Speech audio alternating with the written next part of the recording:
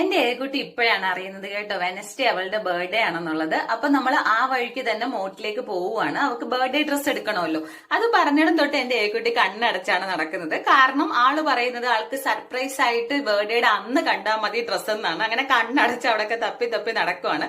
പക്ഷെ അകത്തേറിയപ്പോ ആള് കണ്ണൊക്കെ തുറന്നിട്ടുണ്ട്, എല്ലാം നല്ലോണം നോക്കുന്നുണ്ട്. അങ്ങനെ നമ്മൾ പറയുന്നതൊന്നും ആൾക്ക് ഇഷ്ടപ്പെടില്ല, ഓള് പറയുന്നതൊന്നും നമുക്ക് ഇഷ്ടപ്പെടില്ല.